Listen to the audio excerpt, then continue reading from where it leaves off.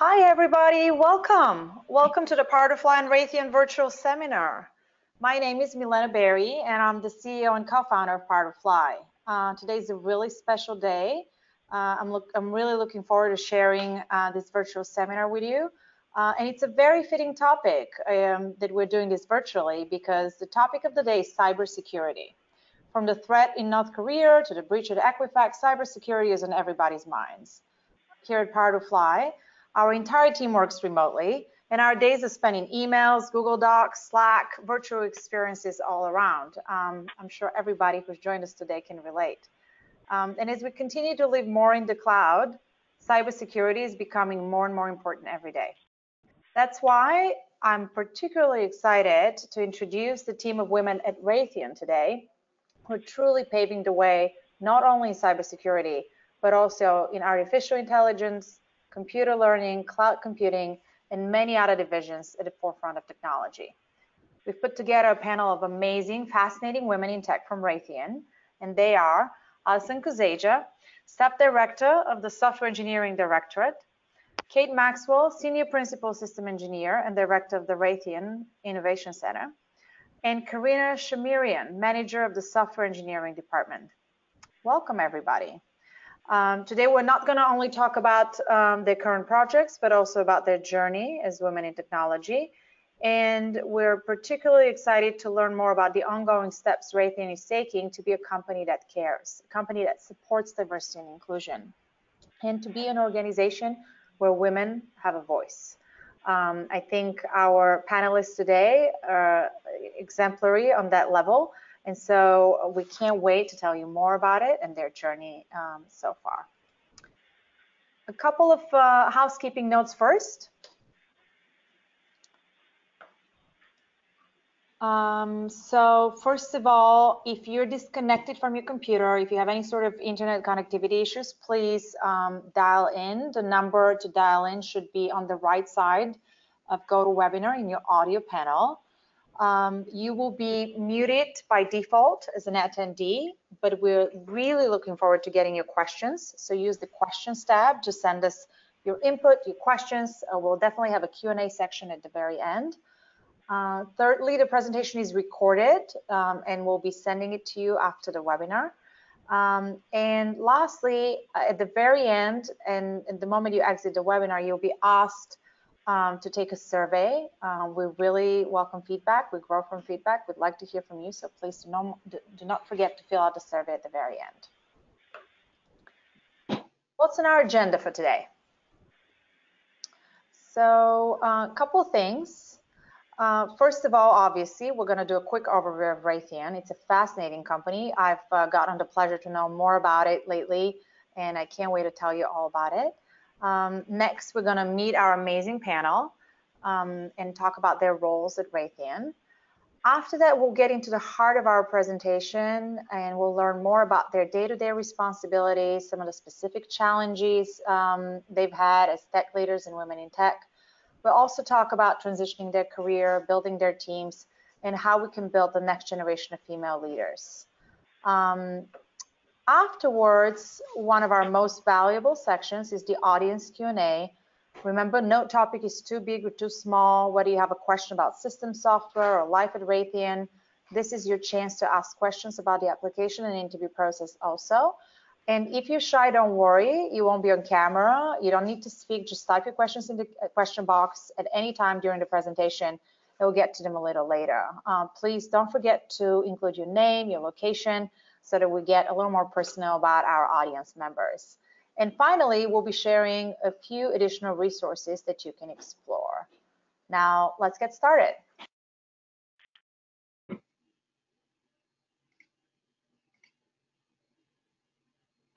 About Raytheon, don't you love this map? I love how it looks. I'm definitely a global mindset. So whenever we work with a company as global as Raytheon, it really warms my heart. Raytheon is in 19 countries. They have 63,000 employees worldwide. In 2016, they had 24 billion worth of sales. But what do? Well, they're a technology and innovation leader specializing in defense, civil government, cybersecurity solutions throughout the world. So chances are, if somebody tells you, well, you're not rocket scientist and you work at Raytheon, well, you most likely are. It's really a fascinating company, kind of really working at the forefront of missile defense, sensors and imaging, protections against electronic warfare, cybersecurity, of course, and mission support. At the end of our virtual seminar, we're also going to talk a little bit about the competitive benefits that Raytheon offers as an employer. So stay tuned, and we'll talk more about that later. Now, next, I'd love to introduce our amazing panel.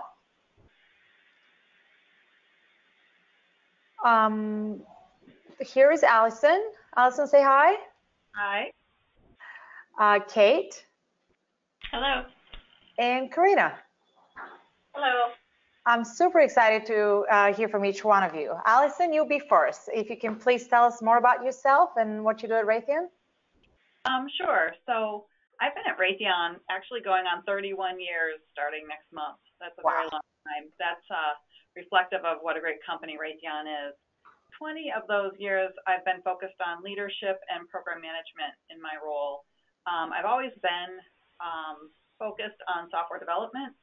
I'm currently the staff director for the Software Engineering Directorate within the Integrated Defense Systems Organization. That organization is 1,200 people. Of those 1,200 people, I'm responsible for 20 of them. They're the most senior technical and program leads of the organization, and I'm proud to help them with their careers and their performance. I also monitor the progress of a lot of our programs within the Software Directorate. I seek to simplify and improve our processes. It's important for us to drive continuous improvement in our performance across the organization, and most recently, the Vice President of Engineering has asked me to lead her organizational effectiveness initiative that is looking across all the engineering disciplines, including hardware, software, systems, to elevate our processes and make our organization more effective. I have a Bachelor's of Science in Computer Systems Engineering that I received in 1985. And at Raytheon, I've been offered a lot of opportunities in continuing my learning. There's a lot of internal training within Raytheon. I've also been able to attend the Women Unlimited Lead program and most recently Raytheon's Leadership Excellence program, which was a great opportunity to meet leaders like myself across the whole organization. Wow, I'm impressed. 30 years at Raytheon. This is so impressive, and it really speaks to the type of company it is, right? To offer such internal mobility, a constant challenge, and basically inspire you to stay and contribute in the long run. Kate, what about you? Can you tell us more about what you do at Raytheon? Your Raytheon story? Yeah.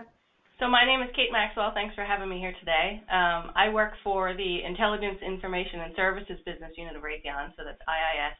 I'm a senior principal systems engineer. I've been with the company 14 years. This was actually my first gig straight out of college. So I came to Raytheon with a Bachelor of Science degree in computer science from Pitt. Worked as a software developer for a number of years before I decided that I wanted to make the transition to systems engineering, and Raytheon supported me in that. So they actually paid for me to go get a master's degree in SE. I did that from George Mason University. And like Allison said, there's tons of opportunities for personal and professional development at Raytheon, which is something I've always valued and appreciated. Raytheon, in addition to the master's degree program, they put me through something called the Raytheon Engineering Leadership Development Program and the Raytheon Accelerator Program, both of which are intended to kind of give you the skills that you need in order to move up in your career, be a frontline leader, take on more leadership responsibility within the company. So those have all been hugely valuable for my career, and I've grown a lot personally from them as well. I have, over the course of the 14 years here, I've supported a lot of different missions and domains at Raytheon. I currently lead a strategic cyber research and development project. So responsibilities there include, technical and programmatic oversight. I have a team of 20 engineers that I work with. I'm also director of the Innovation Center for my business unit, and the goal of that group is to foster innovation across the business. So we want to make sure that any employee, whether they're engineering or another function, anywhere in the business, if they have an idea, that they feel empowered to move that idea forward. So we help people with, invention disclosures so they can obtain a patent. white papers, research and development proposals, you name it, we're there to support that. And that's been a lot of fun, and I think a lot of folks have benefited from it. So Raytheon is a great place to work. Like I said, I've been here 14 years. I'm not going anywhere. I love it here. The people are great. The work is great. Every day is different. Lots of really cool technologies that we get to touch. And I think everybody here is proud to work here. You know, we understand that we're directly supporting the warfighter, which is a pretty cool thing. So I appreciate the opportunity to share my thoughts with you today, and thanks for having me. It's so great to have you, Kate, and thank you. And I love how you talk about missions. I think that's so important when we come to work, working towards a mission every day. And I must say I'm intrigued about the Raytheon Leadership Program. Two of you have already talked about it, so I can't wait to talk a little bit more about it a little later. But first, I really want to hear from Karina and learn more about you, your Raytheon journey, your journey in life. How did you come to be where you are? Hi, I'm Karina. Thank you, Kate, and Allison for a great introduction too. I've been here at Raytheon close to 5 years, and prior to that, I was also working in an aerospace company, defense company, for 20 years. So overall, I have about 30 years of functional management experience. So most of my career, I have been in software engineering or hardware engineering development. I do manage right now a department of 130 or so software engineers. A lot of our software engineers are working in the field of cybersecurity and security software. We do develop a lot of cool products here. We actually been developing cyber products, and our software engineers are trained in that field. I have a master's in electrical engineering and bachelor's in software engineering. And at Raytheon, we work across several different disciplines, and we work with different technology groups. I've been involved with several technology groups. I'm proud of what Raytheon can offer, and I've been very happy in the last 5 years. Thank you. Wonderful. And I bet you really have seen the industry change in those 28 years. Thank you, Karina, for being here. Susan Wojcicki, who is the CEO of YouTube and really kind of a fascinating female leader, once said, life doesn't always present you with a perfect opportunity at a perfect time. Opportunities, especially the good ones, they're messy and confusing, and they're hard to recognize, they're risky. And that's how you know a good opportunity, because they're going to change you. So, you know, honestly, as the CEO myself, I know exactly what the quote is talking about. As the co-founder of Power to Fly, I jumped headfirst into a risky situation. And I love that. I really cherish it. I think all of us here in Power to Fly cherish the risk and the change that we can bring together. It's so easy to take the road that's straightforward. It's so easy to take the path that's known, but it's so much more rewarding to take a path that's not known. And it's really fascinating.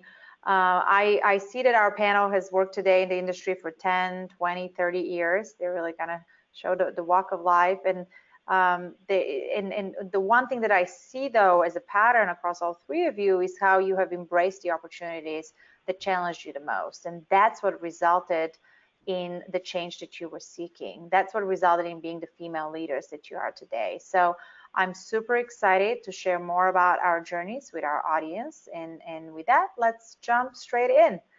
Our first topic is really on experience and change. And Allison, I'd love to start with you. As we've mentioned, you've been at Raytheon for more than 30 years.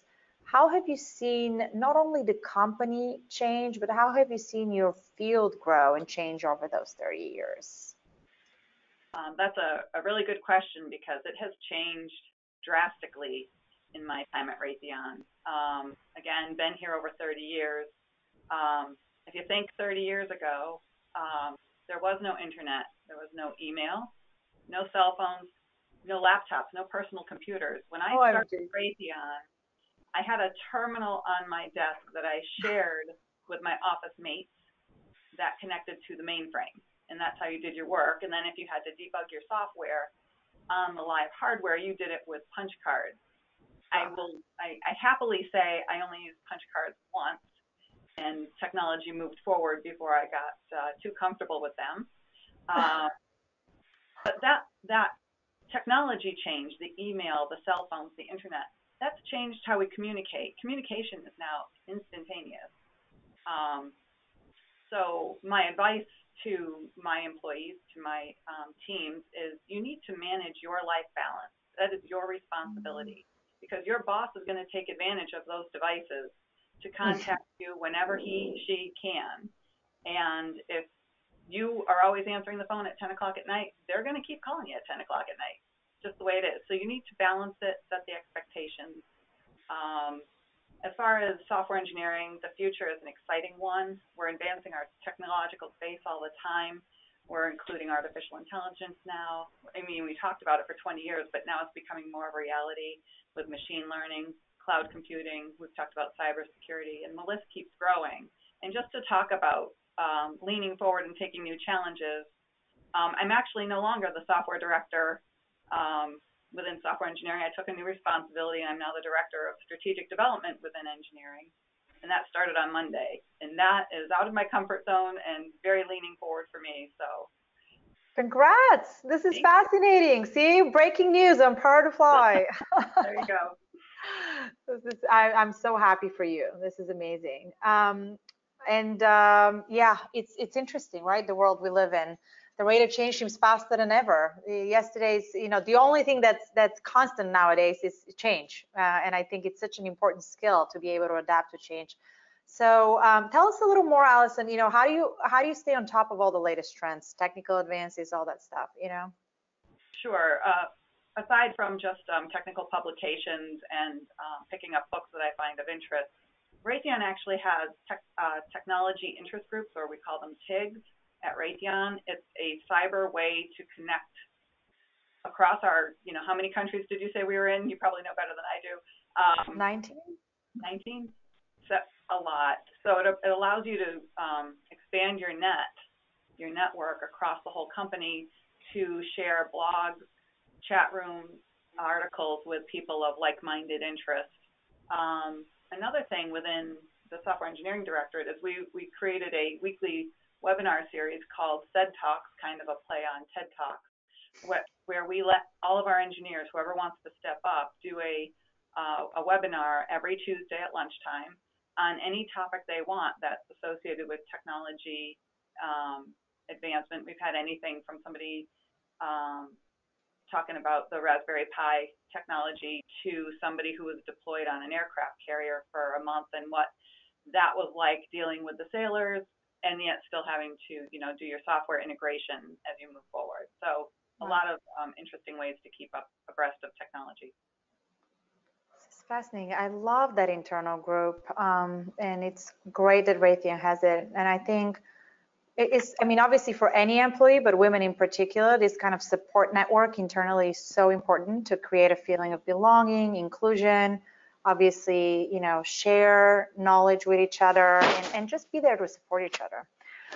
Kate, you've been at Raytheon for over a decade, as you told us in your intro. How have you seen the company, the industry change over the last 10 years? What keeps you interested on a daily basis? That's a great question. I do think there's been a ton of change in recent years. I think aerospace and defense in general has been shifting focus towards more low-cost solutions, agile development, innovative capabilities, and there's a lot more emphasis on speed to market than there used to be. And the government itself has been taking an active role in fostering innovation in the defense community. So we as a defense provider have to change. A change is inevitable. You have to embrace it in order to stay in business. And so I think Raytheon is really good at that. We have been very strategic in our research and development investments as of late. We've been exploring a lot more opportunities in partnering with commercial providers. So these are the companies that traditionally wouldn't be in the aerospace and defense industry, but if they have a technology or a capability that we can leverage, we're going to go to them and try and partner. So that includes places like Silicon Valley. It includes universities. We frequently go out to universities and sponsor senior design projects for a strategic area like Allison mentioned, artificial intelligence, machine learning, cloud computing, cybersecurity, you name it. We're going to go out and we're going to find the best and the brightest and see who's doing research in that area and then try and leverage those capabilities to get them in the hands of the warfighter as quickly as possible. I think these partnerships are good not only because we can get to technology in a hurry, but it allows us some great recruiting opportunities, right? I think it's mutually beneficial for Raytheon to be in university spaces. It helps us not only because we get our hands on tech, but because we can recruit some of the best and the brightest, and also get folks interested in who we are and what we do, and maybe influence some career paths. So I think that's a really good thing. As for what keeps me interested in the work, aerospace and defense, I mean, it's just an exciting field. It changes every day. I can honestly tell you that in 14 years, I've never had 2 days here that look the same, which is fun. It keeps me coming back to work. The work is definitely noble. We know who it is that we're supporting, and I think that matters to a lot of people. You won't find anybody at Raytheon who's not a patriot, right? So we care about what we do. And I think the opportunities for growth are limitless. I've worked in a lot of different domains during my time here, and I'm sure I'm going to add more to that list. So it's exciting, it's fun, but it's important work too. So that keeps us all interested. So great to see your enthusiasm, Kate, and it's exciting. I love the partnerships with universities and pulling that brain power into Raytheon afterwards. That's really fascinating. Very smart approach. So let's talk about cybersecurity next. Clearly, cybersecurity has become a major issue over the past year, from the Russian hacking into the US election to data breaches at several major companies. So it's top of mind for everyone. Karina, that's really is the area that you are leading the charge. So what can you tell us about it? Well, in recent years, as you all know, the risk of cyber attacks have increased and has changed the landscape for our software engineers and for our technology. So it is very critical for our software developers to apply more sophisticated methods and security algorithms to protect our products from cyber attacks. So we've been dealing with a lot of technical challenges, and we have to produce reliable and safety-critical software. So my department has been focusing on that since 2010. We have actually been involved in cybersecurity and software assurance processes and products. So I'm very eager to continue in this field, and it's a changing and growing field, as Kate and Marina have been telling us. You're not doing the same thing every day, so you have to be resilient and stay on your toes every day. Interesting. So you mentioned something called safety critical software. I'm a former CTO, but I have no idea what it means. Can you tell us more about it? So again, in recognition of business need and recent federal laws and policies, we have to make sure that software is free of vulnerabilities. So that's basically what safety critical software is.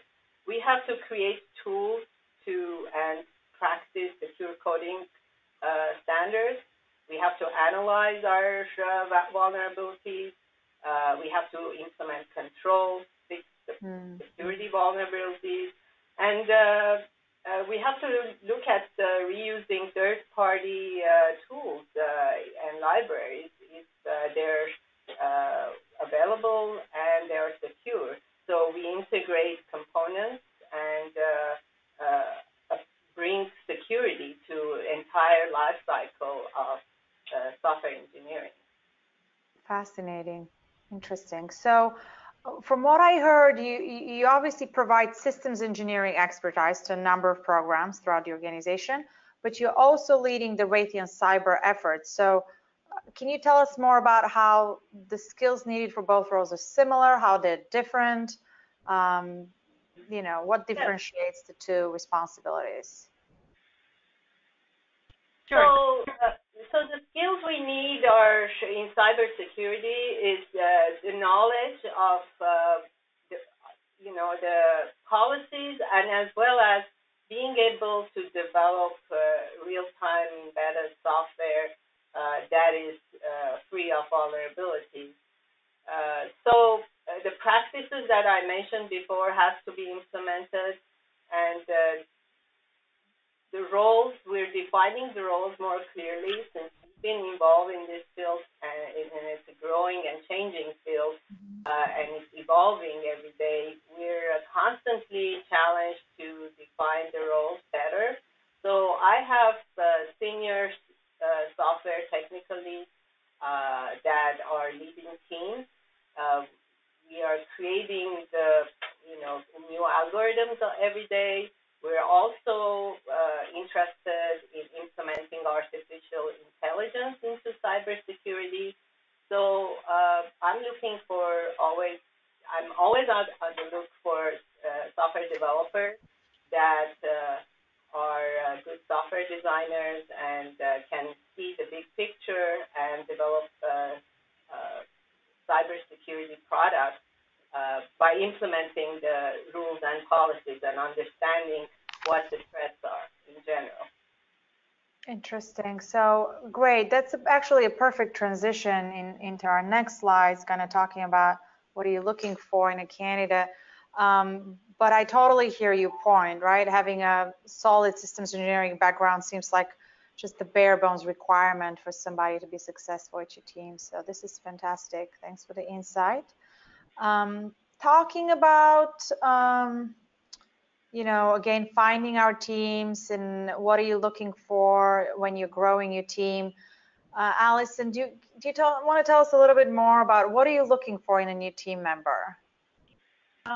Sure. So when we're looking to hire new employees, we have a job rec, and there are certain skills that are required. Those are the foundational skills that are needed. I look for a strong set of foundational skills, whether it's software engineering or whatever discipline. And then what I'm really interested in finding candidates who are really showing a passion for our field of work. We've talked about the commitment of Raytheon to our warfighters. That's a critical aspect of somebody coming in. You want to have that passion.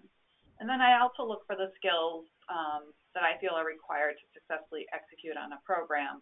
And I think those are a confidence in self, an ability to collaborate with your partners, teammates, and then time management. And then I guess finally, depending on what level you're coming into, we need to assess your communication and collaboration skills based on whether you're going to be dealing with just coworkers in a program setting, or if you're going to be working across the business or across the company, including how much you're going to interact with the customer. And all those things are also critical skill sets we look for when we're hiring people. Great. Well, hopefully we get a few women who may join your team listening in right now. So I'm very, very excited. I want to talk about career transitions next. Obviously, we talked quite a bit about jumping into the workforce, about kind of staying into your role and transitioning, from one role to another. But what we didn't talk much yet is kind of how do you transition into a more senior role? I'm sure there's a lot of women listening in who are interested in taking their career to the next level. So Karina, you were at your previous company for over a decade before joining the team at Raytheon. What prompted you to make the transition to Raytheon?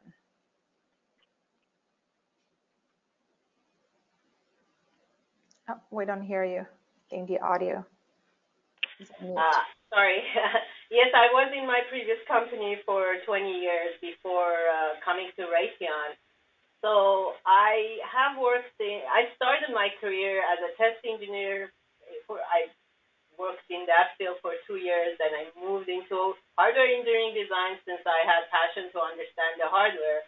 And then after a few years in that field, I moved into software engineering. So majority of my career has been in software engineering, developing software, and then gradually I was gravitated towards management, technical leadership, started with technical leadership, then into management, functional management. I also went into program management. So the defense company brings a lot of advantages because we are dealing with the latest technology here. I came to Raytheon because it is offering a lot of good products, saving lives, and again, working with a lot of smart people. We have a lot of intelligence here, and this culminates into a very secure and happy work area where you can work with your colleagues, you can work across the continent and work with your teammates wherever they are, and collaborate and create the great product that we have.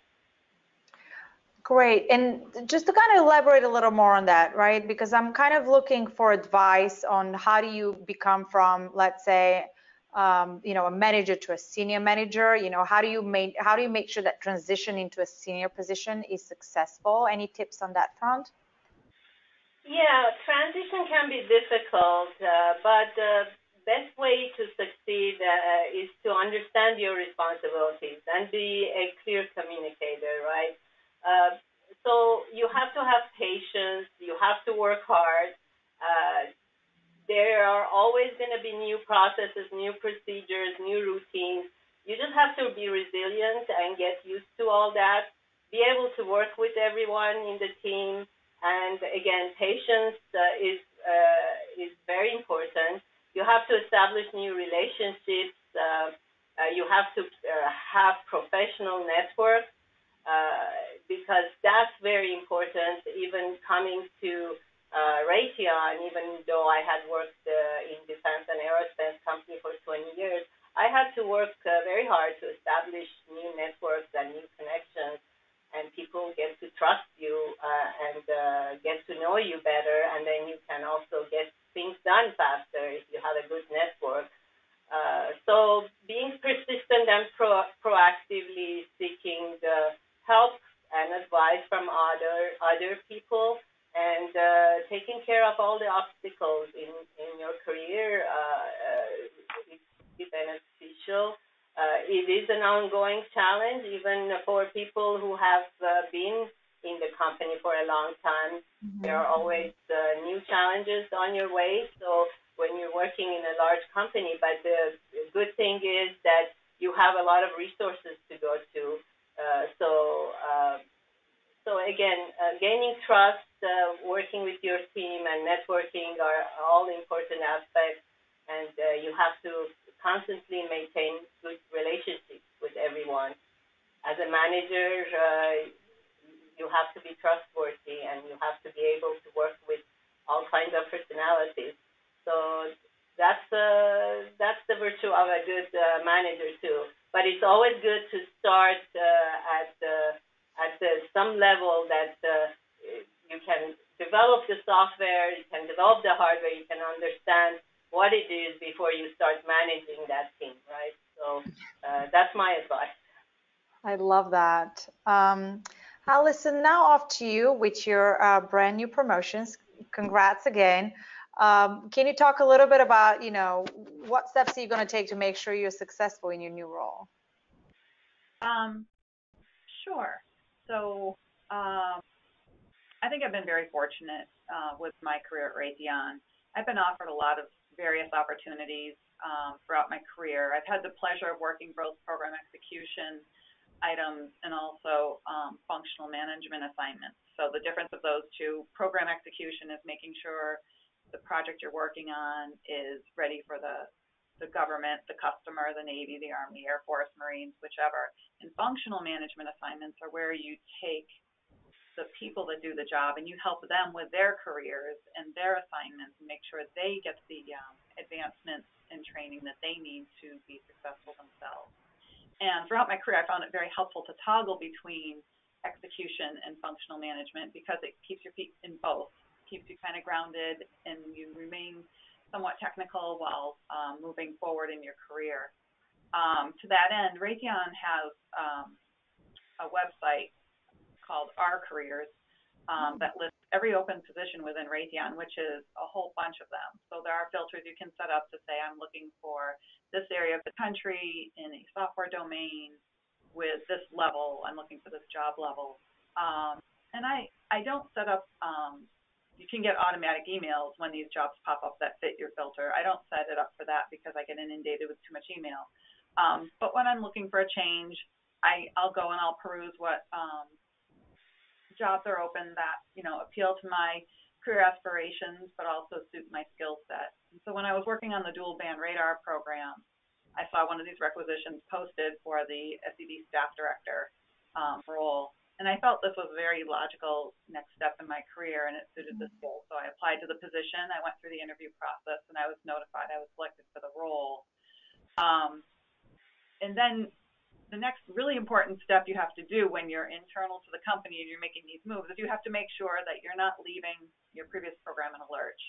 So to make sure the transition was a success, I helped the program identify my successor. We did the interview process and hired this individual internally to come and take my place. We created a 2-month transition plan to allow the new lead to come up to speed. Interestingly, you set up a 2-month transition plan. In a month, it was clear he had it under control. I moved out of the way, and I still, to this day, a year later, I'm still available if questions pop up. But, you just need to make sure people are able to stand on their own before you just kick off for good. And that's a successful way to do transitions, and it makes it easier for that current program to let you go and move on to your new position, which is what you really ultimately want to do. Fantastic. And I'm sure it builds up your reputation as somebody who, exactly can hand off in the right way, say goodbye in the right way, and get excited for the new opportunity. I love the theme I'm hearing, that Raytheon really invests in this flexibility, internal movement, the ability to grow within the company. I'm sure our webinar audience will love that about Raytheon if you go on and apply. Next, I want to right after this section, we're going to go into Q&A. So now's the time to, don't raise your hand because obviously we can't see you, but please put your questions in the questions box because our panel will be answering questions shortly. The last topic I want to talk about is actually really important. It's about what does the next generation of female leaders look like for Raytheon. Kate, I understand, you have a variety of roles, both as the director of the Raytheon IIS Innovation Center, as an officer of the Raytheon's Women's Network, and you're clearly passionate about diversity. Can you tell me a little more about what are you personally and what is Raytheon in general working on to increase diversity and inclusion in the work environment? Yes, absolutely. So I'll start with the Raytheon piece because I think that'll provide some context. So Raytheon has a set of what are essentially corporate values that we live by here at the company. And one of those is a commitment to driving diversity within the workforce. And there's lots of reasons for doing that.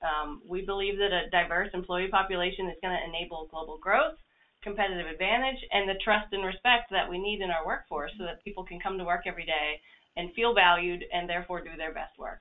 So diversity is really important at Raytheon. We live it, we breathe it, we talk about it every day. I just want to share some stats with you. So we have what we call our diversity journey here at Raytheon, and there's a few achievements that we're really proud of related to diversity in the workforce. So we are the first defense company to receive a perfect 100% score on the Human Rights Campaign's Corporate Equality Index, which is a really big deal. We're the first in aerospace and defense to provide domestic partner benefits, also a big deal. We've got a whole bunch of top company awards for diversity, including being named one of America's top corporations for women's business enterprises. We're a Fortune top company for leaders and a top 50 employer for minority engineers, and that's just a small sampling. So Raytheon definitely is getting recognition for this across the industry, which is exciting. We also are first in our field to offer paid parental leave benefit to all employees. So we're not just talking mothers. New dads get paid time off of work too. And I think that's really important. So that helps drive diversity in the workforce. I will say on a personal note, all employees really are empowered to make a difference at Raytheon. So I felt like there was a need for lactation programs at my own site. So I went out and I started a Raytheon Women's Network chapter here. I'm in State College, Pennsylvania. We established some lactation rooms for new moms. It's been a big success. And so I guess my takeaway from that is that it's really nice to work for an employer that values diversity and empowers their employees to go make a difference if they feel like something needs to be done so that all employees feel supported and respected. So I'm really proud of Raytheon for that. It is a great place to work, and that's what brings me back every day. Amazing. Such impressive steps you shared with us. This is great. And I also happen to know that you're also involved in the Society of Women Engineers. What does the Society for Women Engineers at Raytheon do? Can you tell us more about it? Yeah, so we partner with Society of Women Engineers and other similar groups quite a bit in order to do STEM outreach, which is science, technology, engineering, and mathematics. So it's a passion of mine. I think we as engineering practitioners all have an obligation to go out and foster diversity and help bring along the next generation of technologists and engineers. So we often seek out young audiences. Raytheon will go out to elementary schools, middle schools, high schools, and we'll show students who we are and what we do, and try and encourage an interest in science and technology and engineering. I personally think it's also important to normalize women in these fields, right? Yeah. Show girls that female technologists and female engineers do exist. So I think panel discussions like this are really important, and Power to Fly, we definitely appreciate your support in this way. So thank you for that. I also think it's really important to support women in the workplace, and this is something Raytheon's been really good at. So like I said, we have a lactation program for nursing moms who want to come back to work. We have flexible work hours. My son was sick yesterday, right? So I stayed home with him, and it's nice to be able to do that and know that there's no career implications. People understand that there's work-life balance that needs to be supported, and Raytheon does. So, we have telecommuting in some cases. We offer benefits for childcare, paid maternity and paternity leave, a whole host of family-friendly benefits. So I think Raytheon's their investment in this area is significant. They certainly demonstrate that they value a diverse and inclusive culture, and there has been a lot of support for families and that work-life balance that we all need. That's fantastic. What a great note to kind of wrap up our webinar and to go into our Q&A section. Thank you, Kate. You're clearly very, very passionate about this, and I think you managed to give us an amazing overview of what it would be like to work at Raytheon as a woman, all three of you, in fact. So for our audience Q&A portion, remember there's this questions box on the top right, so please submit your questions. At this time, I'd also like to invite Doug Green, Thomas Chabot, and Jeff Vance from the Raytheon Talent Acquisition team to join our panelists. Just in case there's any questions you might have about the application or interview process, Doug, Thomas, and Jeff are here to answer them for us. And of course, the rest of our panel is here to answer any questions about their current and past projects. What is it like to be a woman in tech at Raytheon, life at Raytheon, anything in between. So please go for it. I see a couple of questions already. Let me go with Christine Zerold. I'm just trying to, oh, okay. This is interesting. So, which three skills helped you step or grow into a leadership position if you had to isolate them? Who wants to take this one? So I'll offer one that comes to mind right away. I think a willingness to embrace change and a willingness to be kind of uncomfortable as you're learning something new is so important. Allison alluded to that earlier. She just took a new role. I took a new role earlier this year in taking on the Innovation Center Director position, right? You have to know that it's probably going to be a little hard in the beginning, but that's how you know you're growing. If you can do your job with your eyes closed, you're probably not advancing in a personal or professional manner. So I think having that willingness to take a little bit of risk as you take on new things is so important to career growth, and I would definitely encourage that. Anything else to add? I'll add in communication. Mm-hmm. Communication isn't just transmitting. You're not a manager, you're trying to be a leader. Leaders listen. We talk about active listening. That means you understand what's being said to you, and you can, repeat it back and make sure that the person you're communicating with understands that you understand what they're trying to say. I think that's one of our biggest failures quite often. It's wonderful. Next question is from Deborah, and then I'll go to Christine's second question. I want to kind of do a roundabout first before Christine hugs the mic for us. So Deborah Penny asks, how has Raytheon approached the gender pay gap? And do you use user experience designers and developers on your team? So I'd say that they're probably two separate questions. Perhaps somebody from talent acquisition wants to answer that, unless the rest of you have input.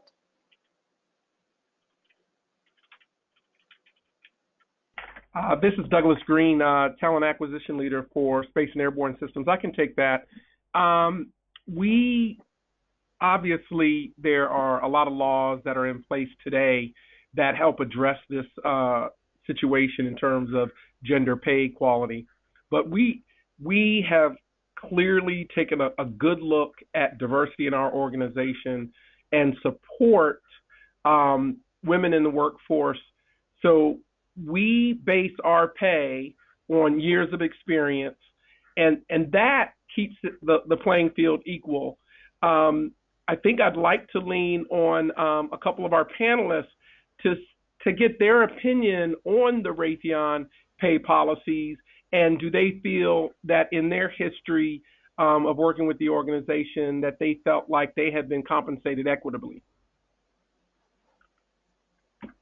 Sure. So I guess I'll share a personal anecdote. This is Kate speaking. I'm the mother of two young boys. Their ages 4 and 6. I can tell you that one of the promotions I've received in recent years, I actually got while I was out on maternity leave. So clearly the company demonstrated that having children didn't get in the way of being fairly compensated, and I thought that was pretty cool. I think every employee, no matter where you work, it's kind of up to you to own your own career path and occasionally look out across the market to make sure that you are being paid fairly. So I do that every few years, and I've honestly never questioned whether I was fairly compensated at Raytheon. I do think that their compensation package and their benefit structure is definitely competitive, regardless of gender. So no issues as far as I can see. I don't know if the other panelists have similar experiences to share. So I can share, as a functional manager responsible for salary increases for employees. When we do our salary planning, we do look at metrics on women versus men, minorities versus non-minority, et cetera, to ensure that there's no glaring disparity. And if you bring it up the line and it's, a gap that's just growing, you will be questioned about it and make sure that you are compensating people equally for the work and performance they're given, regardless of gender or race. Fantastic. All right, I'll keep going. Deborah, if we have time, we'll go to your second question after we give everybody a chance to answer one of their questions. That seems like a talent acquisition question, but Shivastuti is asking about non-citizens applying to Raytheon. Most of the positions that she's viewed have a clause of citizenship or permanent residency. Would people with H-1B visas apply for technical positions like software engineers, technical program managers? Are you open to H-1B sponsorship, etc.? And transfers, I guess.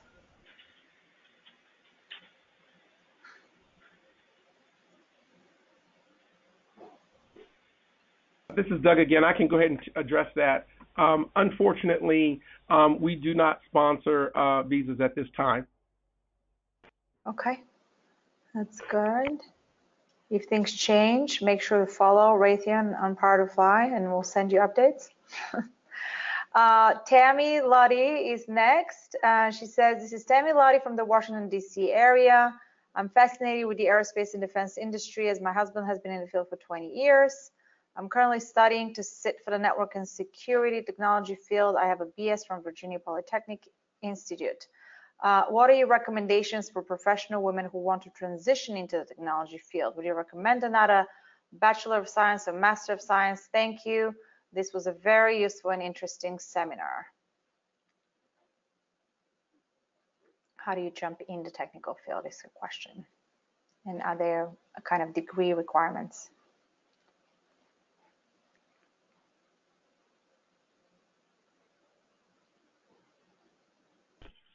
So this is Kate. I would say it sounds like, you're already on your way there as far as your background is concerned. So good for you. We'd love to have you. I would say definitely check out the Raytheon career website, the talent acquisition mentioned earlier, and hopefully Power to Fly can link to it on their website. But check out all of the job listings available. We do have a Dulles, Virginia campus, which is probably close to you if you're in the DC area. We have tons of jobs open right now, and they continue to open. So I would say go out, do some searches based on the type of career you're interested in, and we'll list in each of those job recs, if there are educational requirements, what they are. I think most jobs require just a bachelor's degree. Some probably don't require a degree at all. Very few, I think, require a master's degree or higher, although we do have a lot of folks in industry that do have those degrees. But I think to break into the field, probably bachelor's would be sufficient in most cases. Fantastic. One more question that I love. Were there any defining moments that led you to these career transitions into management, or did these transitions happen organically? I'll start that one. Very early in my career, I was just a software developer. I don't want to sell myself short. I was a software developer, and I went into my manager's office. There was a problem they were trying to solve, and I kind of was listening to them, and it seemed pretty obvious what the solution was.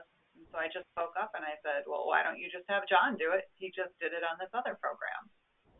And the manager kind of had the shocked look, turned to his deputy and said, she's going to be a great leader someday. So whether I had been thinking that was my path or not, that was an aha moment for me saying, you know what? Yeah, I'm going to be. And I took it from there. So that was definitely for me. I'm getting goosebumps just talking about it. Oh, I'm getting goosebumps too, Standing in your circle of power and trusting that you will be there one day is so important. It's definitely, I have a lot of reflections from my own personal journey like that. It's fantastic. Thank you for sharing. Kind of a related question, and this will be probably the last question as we're wrapping up this amazing session. This is from Risa Hall. She's a web designer from Denver, Colorado. And she says it can be very challenging working as a female in the tech industry, right? I'm sure everybody can resonate with that. Do you have any tips for fostering mutual respect with your coworkers and management? And I guess, Allison, your example of speaking up was a great one like that, but any other anecdotes on how to foster respect with your coworkers and management as a female? I'll just say, don't ever sell yourself short. If you're invited to a meeting, you deserve a seat at the table. Don't sit on the outside wall. You're there, so be there, and the respect will come. And you probably know your product the best. Whatever you're doing, you're the expert. So feel confident with what you know and present yourself confidently, and you will gain the respect. So that's my advice. Do the best you can in whatever field you are in. That's great. Well, thank you everyone for all those amazing questions. Thank you to our wonderful, wonderful panel for your time and insight. It was a true pleasure to get to know all of you so well. I'm so lucky I've had the chance to speak to such an amazing group of women. Before we go, I wanted to tell our audience a little bit more about Raytheon, our wonderful featured company today. On this slide, you can see just some of the benefits that Raytheon offers their employees, including 9 different employee resource groups, such as the Raytheon Women's Network. These employee-driven organizations foster an inclusive, engaged culture, drive business growth, of course, and innovation, help attract, retain, and develop employees, and engage meaningfully with their local communities. We'll be sending out those links in our follow-up email, so look out for them, and I really encourage you to check them out and read them in depth. There's a couple other industry citations, which Kate mentioned earlier, which really differentiate Raytheon as an employer of choice. I think there's incredibly impressive stats, and we wanted to brag about them one more time. Now, about Power to Fly, I want to tell you a little bit more about us. This is a picture of me and my co-founder. I'm a former CTO. I worked for Avaz.org previously, grew to 40 million members. Catherine, my co-founder, was one of the earliest employees at the Huffington Post. We're 2 moms. I have 4 kids. She has 1 and another on the way. We are really the fastest growing global platform connecting women, non-binary and gender non-conforming people with companies that care, companies that offer work-life integration, family-friendly benefits, equal pay for equal work, and environments where they thrive. There's a couple more key resources that will be sent to you afterwards. Raytheon on Power to Fly, as I said, there's a company page of Raytheon on Power to Fly where you can follow the company so that any newly posted jobs and content updates can be sent to your inbox. You'll be able to read these later, the blog Inspiring Tomorrow's Leaders, a couple of videos from Raytheon talking about how they support military veterans and families, how they're making the world a safer place, and of course, Power to Fly blog and resources. On that note, I want to thank everybody for your time. We thank you for joining the webinar today. As soon as the webinar ends, one more reminder, you'll get the survey. Please take it. We thrive on feedback. We're here to serve you and make sure that you have a great experience. So tell you what you liked and how we can do better. Thank you so much. Thanks for joining us. Thank you to our panelists, and we hope to see you again soon. Thank you for having us. Thank you. Okay. Fantastic. Have a great day, everybody.